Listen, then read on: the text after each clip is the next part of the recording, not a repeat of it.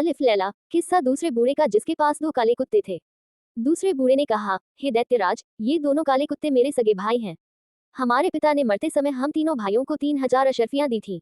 हम लोग उन मुद्राओं से व्यापार चलाने लगे। मेरे बड़े भाई को विदेशों में जाकर व्यापार करने की इच्छा हुई, सो उसने अपना सारा माल बेच डाला और जो वस्तुएं विदेशों में महंगी बिकती थी उन्हें यहाँ से खरीद कर व्यापार को चल दिया। इसके लगभग 1 वर्ष बाद मेरी दुकान पर एक भिखमंगा आकर बोला, भगवान तुम्हारा भला करे। मैंने उस पर ध्यान दिए बगैर जवाब दिया, भगवान तुम्हारा भी भला करे। उसने कहा कि क्या तुमने मुझे पहचाना नहीं? मैंने उसे ध्यानपूर्वक देखा और फिर उसे गले लगाकर फूट फूट कर रोया। मैंने कहा, भैया, मैं तुम्हें ऐसी दशा में कैसे पहचानता? फिर मैंने उसके परदेश के व्यापार का हाल पूछा तो उसने कहा कि मुझे इस हाल में भी देखकर क्या पूछ रहे हो। फिर मेरे जोर देने पर उसने वे सारी विपदाएं बताईं जो उस पर पड़ी थीं और बोला कि मैंने संक्षेप ही में तुम्हें सब बताया है, इससे अधिक विस्तार से बताऊंगा तो मेरा भी दुख बढ़ेगा और तुम्हारा भी। उसकी बातें सुनकर मैं अपने सभी काम भूल गया। मैंने उसे स्नान कराया और अच्छे वस्त्र मंगाकर उसे पहनाए। फिर मैंने अपना हिसाब देखा तो मालूम हुआ कि मेरे पास 6,000 रुपए हैं। मैंने 3,000 रुपए अपने भाई को देकर कहा कि तुम पिछली हानि भूल जाओ और इस 3,000 से नए सिरे से व्यापार करो। उसने रुपयों को सहर्ष ले लिया और नए सिरे से व्यापार करने लगा और हम सब लोग पहले की तरह रहने लगे। कुछ दिनों बाद मेरे छोटे भाई की इच्छा हुई कि विदेश जाकर व्यापार करे। मैंने उसे बहुत मना किया लेकिन उसने मेरी बात न मानी और अपना सारा माल बेच बाच करके वस्तुएं खरीद ली जो विदेशों में महंगी मिलती हैं। फिर उसने मुझसे विदा ली और एक कारवां के साथ जो विदेश जा रहा था रवाना हो गया। 1 वर्ष के बाद मेरे बड़े भाई की तरह वह भी अपनी सारी जमा पूंजी गंवाकर फकीर बनकर मेरे पास वापस आया। मैंने बड़े भाई की तरह छोटे भाई की भी सहायता की और उस वर्ष जो 3,000 रुपए मुझे व्यापार में लाभ के रूप में मिले थे उसे दिए। वह भी नगर में एक दुकान लेकर पहले की तरह व्यापार करने लगा और सब कुछ पहले की तरह ठीक ठाक चलने लगा। कुछ समय बीता था कि मेरे दोनों भाइयों ने मुझसे कहा, हम सभी लोग विदेश जाकर व्यापार करें। पहले मैंने इनकार किया और कहा कि तुम लोगों ही को विदेशी व्यापार से क्या लाभ हुआ है जो मुझे भी इस बार चलने को कह रहे हो। तब दोनों मेरे साथ बहस करने लगे और कहने लगे कि कौन जाने इस बार तुम्हारे भाग्य और तुम्हारी व्यापार बुद्धि ही से हम दोनों की तकदीर जाग जाए और हमारे सारे सपने पूरे हो जाएं। मैंने फिर इनकार कर दिया लेकिन ये मेरे पीछे पड़े रहे।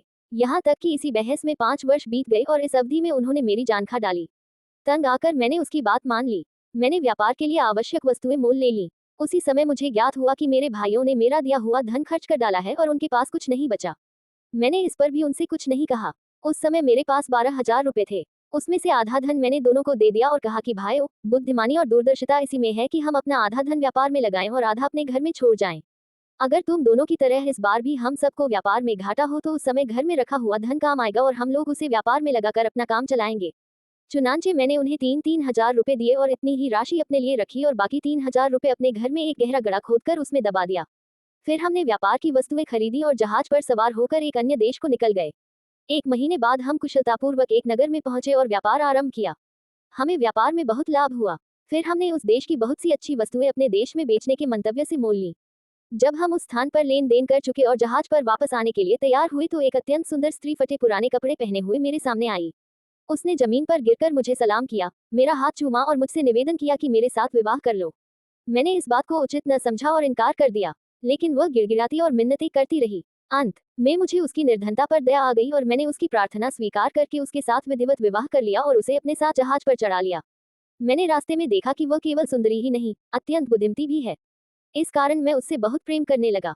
किंतु मेरे इस सौभाग्य को देखकर मेरे दोनों भाई जल मरे और मेरी जान के दुश्मन हो गए। उनका विद्वेष यहाँ तक बढ़ा कि एक रात जब हम दोनों सो रहे थे उन्होंने हमें समुद्र में फेंक दिया। मेरी पत्नी में जैसे कोई अलौकिक शक्ति थी। ज्यों ही हम दोनों समुद्र में गिरे वह मुझे एक द्वीप पर ले गई।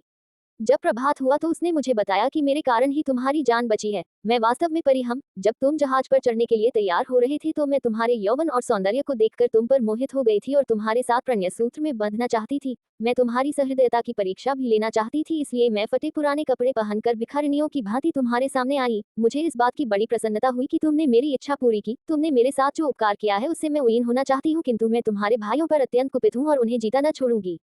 उसकी बातें सुनकर मुझे घोर आश्चर्य हुआ। मैंने उसका बड़ा एहसान माना और अत्यंत दीनतापूर्वक कहा कि तुम मेरे भाइयों को जान से न मारो। यद्यपि उन्होंने मुझे बड़ा कष्ट पहुंचाया है तथापि मैं यह नहीं चाहता कि उन्हें ऐसा कठोर दंड दिया जाए।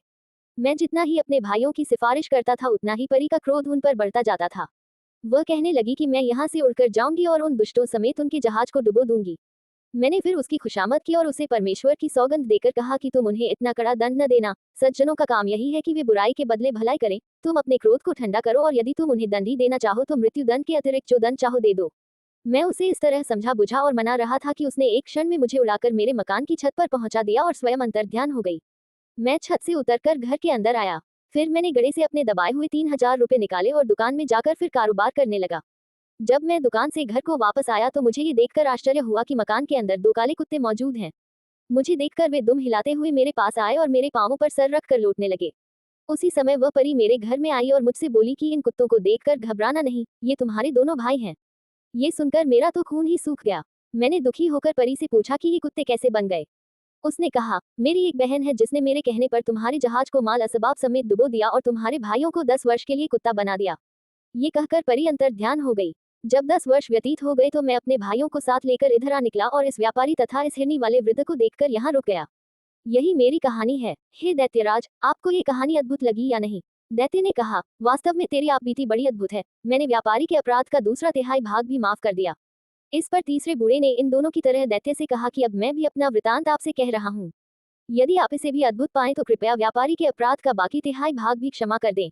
दैत्य ने यह बात स्वीकार की।